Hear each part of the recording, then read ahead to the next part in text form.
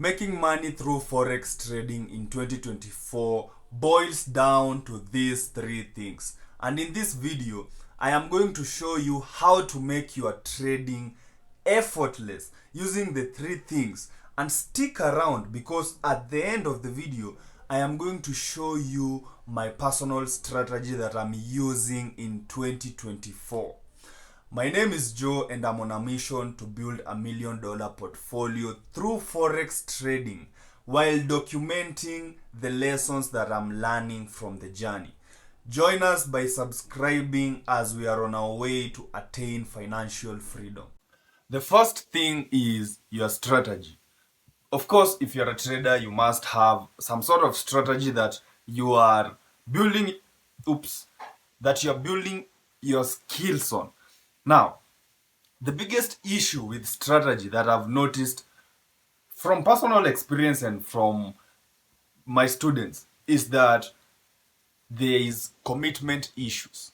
Now, commitment issues in terms of you are expecting this strategy to stop working at some point. Now, don't mind the hiccups. Now, here's the thing, and I love this video from Alex Homozi because he's a phenomenal businessman. So take a look at what he has to say about the 5 stages of entrepreneurs. Here's the 5 stages every new entrepreneur goes through when they're trying to pick their next business. The first thing they do is they get uninformed optimism. They get really excited because they don't know what they're actually about to do. As they learn more, they realize that actually this isn't all perfect. It's not all sunshine and rainbows. They transition to step 2, informed pessimism. They now see all the stuff that's wrong with it. Step 3 is they continue down that path until they get to the very bottom, which is the valley of despair. They see only the bad stuff, and at this point, this is where most people jump from that opportunity back to uninformed optimism to a new thing that they think is going to be amazing. And around they go. Step 4, if you push through the valley of despair, it becomes informed optimism. You understand both the upsides and the downsides of the opportunity, but you know how to control for the downsides so that you get the upside. And then finally, that takes you to step 5, which is achievement of the goal. People go through these 5 stages, but they never get to 4 and 5 because they continue to repeat. And so if you're going through hard times right now, you have to think to yourself, am I just in the valley of despair and I need to push through? Or am I just looking for another out to start and ride this ride again? Now, here's the thing. Most traders never actually push through the valley of despair. And it becomes a continuous cycle of trying to jump on different strategies every time you have a bit of drawdown. Now, the moment you push through the drawdown, and this is something that will occur. And here's the thing. You will always have the negatives in your trading. The point is to stick with your strategy so that it pushes you out of the negative back to break even, back to making money. What this does is it builds up your confidence in terms of the skill that you're building, but also builds up the confidence of your strategy. That way, you know that your strategy works, it has been tested. The second thing is risk management. Now, here's the thing. If you know any solution for hiccups, please comment down. Anyway, here's the thing. Forex trading, the reality of it is just you're managing your funds. So if you have $1 million, your goal is to not blow that account. And this is where risk management comes into play, because you have to give your strategy room to play out. Now, imagine this scenario. Your strategy has a 50% win rate. Now, risking 20% of your account. That means you only have 5 trades. And if all the trades are losers, that means you have blown up your account. So what risk management really is making sure that you have accounted for the losing trades that are in your strategy. The third thing is sitting on your hands. And I mean literally, sit on your hands. You see, I can't tell you how many times I have been up in profits and then I destroy all that profit because of taking immature trades. So here's the thing. Because you're on the screen doesn't mean you have to take a trade.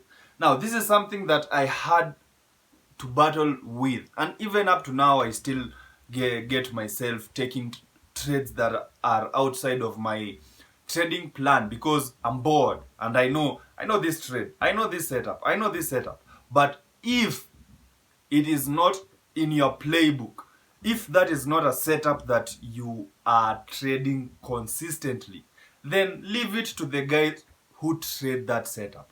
Focus on taking your best trade setups. Now, this means doing a lot of nothing for most of the time, and this is something that Alex Hamosi has helped me a lot in terms of redefining patience, and this is what he has to say. You can be patient if you figure out what to do in the meantime. Ideally, the thing that you do in the meantime builds towards the goal. But I think it's way more important that it just not detract from the goal. It's like by digging up the plant, wondering why it hasn't grown yet, you keep restarting the clock. You don't need to water it more. Sometimes you need to give time.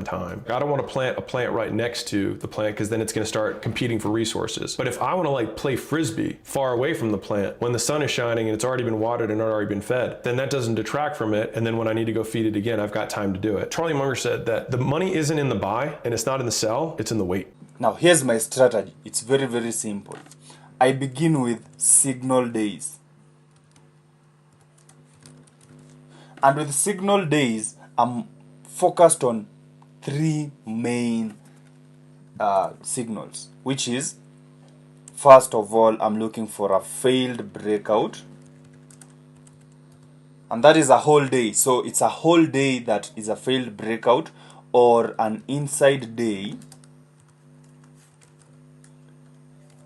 or 3 days of rise or fall. And I'll show you how that looks in each scenario. So this is a trade that I took, and it's continuing to go down. It's gold, and this is the first day of the year, on the second day.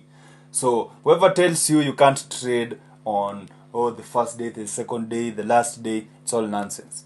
Anyway, my point being, I have this failed breakout, as you can see.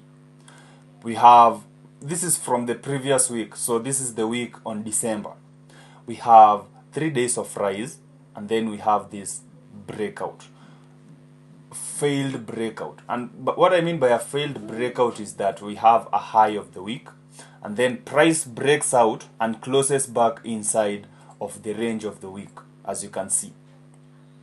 Now this becomes a failed breakout, and we also have a fast trade day. See the open and the close. If you go to the daily candle, this is a red day, and then on this day here we have a continuation.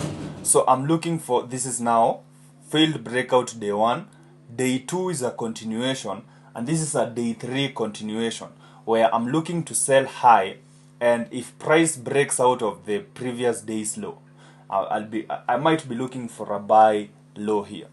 Now the signal being that this is a failed breakout setup, and it's day 1, day 2, this is day 3. So how do I enter? Because it gives me a very nice entry, and also an asymmetric risk to reward ratio if price reaches my TP. So if we go to the 1 minute time frame, I took this trade in the London session. This is what I want to see. The first hour sets the high and the low of the session, but also we have a high of day in place before the window opens at 2 a.m. Now I only trade between 2 and 5. I look for setups between 2 and 5 a.m. and then after 5 a.m. I'm not really trying to look for trades. Now we have the high of the day. What I want to see is an explosive move to the high of the day. Now that is what we call a pump. And if I look at the 15-minute time frame, I also want to see this candle closing outside of the high of the day. So once I have a breakout, so it's a breakout, an explosive breakout, this is what we call a stop hunt. So we have a stop hunt to the high, and then I'm looking for an M pattern. So this is where we have an M pattern with a breaking structure. So price was ranging here, and then we have this M pattern. This is where we have a clear breaking structure, and then we have this retest, and then at 502, this is when the entry, the setup forms.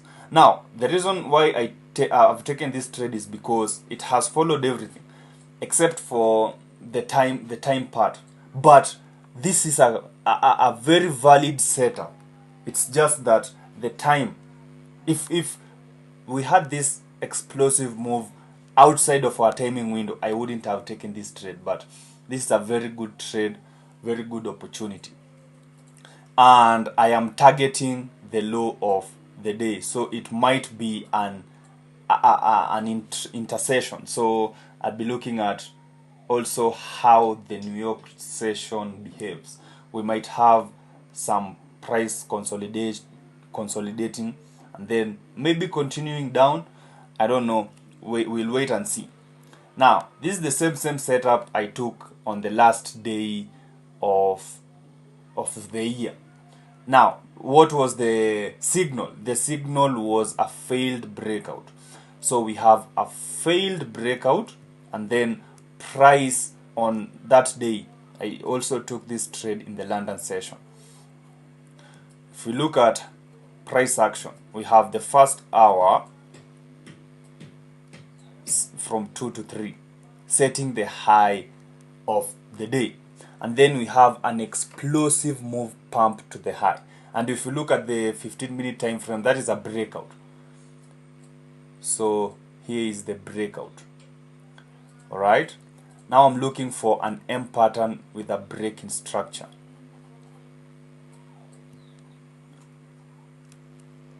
So if you look at price action here, this is where we have our breaking structure, and then we got our engulfment candle at 346.